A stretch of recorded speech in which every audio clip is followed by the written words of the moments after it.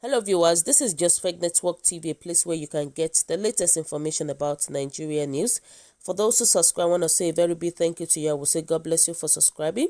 If you're here to do so, please kindly press the subscription button below.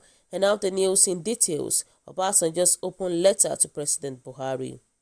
Dear President and General Buhari, I am constrained to write to you this open letter. I decided to make it an open letter because the issue is very wealthy and must be greatly worrisome to all concerned Nigerians, and that means all right-thinking Nigerians and those resident in Nigeria. Since the issue is of momentous concern, all well-meaning and all right-thinking Nigerians, it must be of great concern to you, and collective thinkings and dialogue is the best way of finding an appropriate and adequate solution to the problem. The content of this letter, therefore, should be available to all those who can help in proffering effective solutions for the problem of insecurity in the land. One of the spin-offs and accelerant is the misinformation and disinformation through the use of fake news. A number of articles in recent days have been attributed to me by some people who I believe may be seeking added credence and an attentive audience for their opinions and viewpoint. As you know very well, I will always boldly own what I say and disown what is put into my mouth. But the issue I am addressing here is very serious. It is the issue of life and death for all of us and for our dear country Nigeria. The issue can no longer be ignored, treated with nonchalance, swept under the carpet, or treated with cuddling glove. The issue is eating at the foundation of our existence as Nigerians and fast eroding the roots of our Nigerian community. I am very much worried and afraid that we are on the precipice and dangerously reaching a tipping point where it may no longer be possible to hold danger at bay. Without being immodest, as a Nigerian who still bears the scar of the Nigerian Civil War on my body, and with a son who bears the scar of fighting Boko Haram on his body, you can understand, I hope, why I am so concerned when people are desperate and feel that they cannot have confidence in the ability of government to provide security for their lives and properties. They will take recourse to anything and everything that can guarantee their security individually and collectively. For over 10 years, for 4 of which you have been the captain of the ship, Boko Haram has menacingly ravaged the land, and in spite of government claim of victory over Boko Haram, the potency and the activities of Boko Haram where they are active remain undiminished. Putting light to government claim, the recent explanation of the Chief of Army Staff for non-victory due to lack of commitment and lack of motivation on the part of troops, bordering on sabotage, speaks for itself. Say what you will, Boko Haram is still a daily issue of insecurity for those who are victimized, killed, maimed, kidnapped, raped, sold into slavery and forced into marriage, and for children forcibly recruited into carrying bombs on them to detonate among crowds of people, to cause maximum destructions and damage. And Boko Haram will not go away on the basis of sticks alone. Carrots must overweigh sticks. How else do you deal with issues such as only about 50% literate in Northeast with over 70% unemployment? Herdsmen, farmers crisis, and many started with government treating the issue with cuddling glove instead of hammer. It has fastered and spread. Today, it has developed into banditry, kidnapping, armed robbery, and killing all over the country. The unfortunate situation is that the criminality is being perceived as a Fulani menace unleashed by Fulani Hilites in the different parts of the country for a number of reasons, But even more unfortunately, many Nigerians and non-Nigerians who are friends of Nigeria attached vicarious responsibility to you as a Fulani elite and the current captain of the Nigerian ship.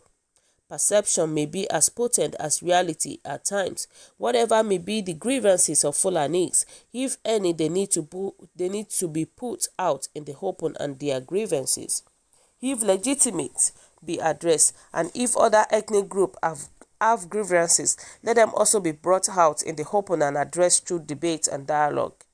The main issue, if I may dare say, is poor management or mismanagement of diversity, which, on the other hand, is one of our greatest and most important assets.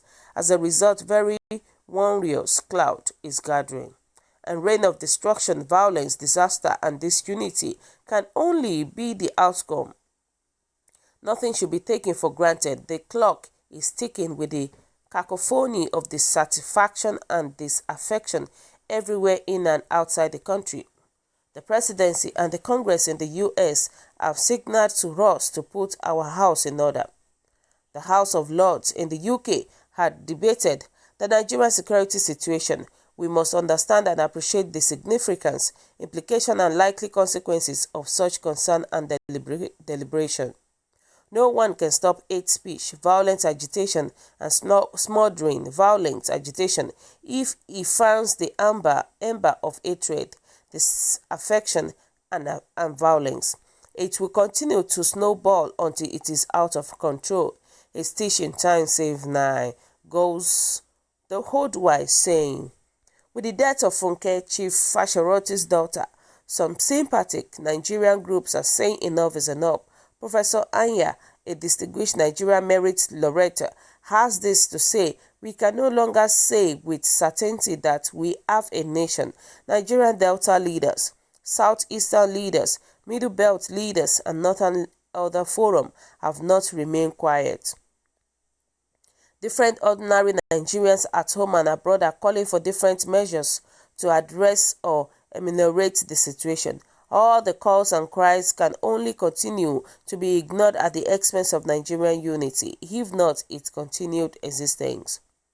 To be explicit and without equivocation, Mr. President and General, I am deeply worried about four avoidable calamities: abandoning Nigeria into the hands of criminals who are all being suspected, rightly or wrongly, as Fulanis and terrorists of Boko Haram's type; spontaneous or planned reprisal attacks against Fulanis, which may inadvertently or advertently mushroom into pogrom or Rwanda-type genocide that we did not believe could happen, and yet it happens. Similar attacks against any other tribes or ethnic group anywhere in the country, initiated by rumors, fears, intimidations, and revenge, capable of leading to pogrom. Violent uprising beginning from one section of the country and spreading quickly to other areas and leading to dismemberment of the country. It happens to Yugoslavia not too long ago. If we do not act now, one or all of these scenarios may happen. We must pray and take effective actions at the same time. The initiative is in the hands of the president of the nation, but he cannot do it alone. In my part of the world, if you are sharpening your cutlass and a madman comes from behind to take the cutlass from you, you need other people's assistance to have your cutlass back without being harmed. The madman with serious criminal intent and terrorism as core values have taken cutlass of security. The need of assistance to regain control is obviously compelling and must be embraced now.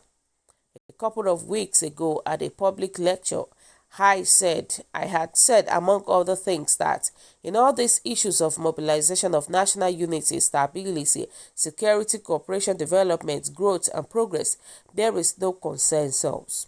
Like in the issue of security, government should open up discussion, debate, and dialogue as part of consultations at different levels, and the outcomes of such deliberations should be collated to form input into the national conference to come up with a solution that would effectively deal with the issues and lead to rapid development, growth and progress, which will give us a wholesome society and enhanced living standard and livelihood in an inclusive and shared society. It will be national progress program. We need unity of purpose and nationally accepted strategic roadmap that will not change with whims and caprice of any government. It must be honed by the citizens, people's policy and strategy implemented by the government to matters its colors and leaning. Some of the groups that I would suggest to the contacted are traditional rulers, past head of service, no matter how competent or incompetent they have been and how much they have contributed to the mass we are in. Past heads of paramilitary organization, private sector, civil society, community leaders, particularly in the most affected areas, present and past governors present, and past head of civil service and relevant current and retired diplomats, members of oppositions and any group that may be deemed relevant. The president must be seen to be addressed the issue with utmost seriousness and with maximum dispatch and getting all hands on deck to help. If there is failure, the principal responsibility will be that of the president and no one else. We need cohesion and concentration of effort and maximum force, political, economical, social, psychological, and military, to deal successfully with the menace of criminality and terrorism separately and together. Blame game among own forces must be avoided. It is debilitating and only helpful to our adversary. We cannot view that anymore. It is time to confront this threat headlong and in any manner that is holistic, inclusive, and purposeful. For the sake of Nigeria and Nigerians, I pray that God may grant you, as a president, the wisdom and understanding, the political will and courage to do what is right when it is right and without fear or favor. May God save, secure, protect, and bless Nigeria. May He open to us a window of opportunity that we can still use to prevent the worst happening. As we say in my village, may God forbid bad thing. Wow. So guys, what do you think? What is your own take about what Oshibajo has said? I mean, what Obasanjo has said. Obviously, this guy is saying 100% true. He's actually right about what he's saying, because we all know that Nigeria is facing a lot of trials right now. So what do you think? Kindly drop your comments at the comment section. For those who subscribe, I want to say a very big thank you to you. I will say God bless you. Bye.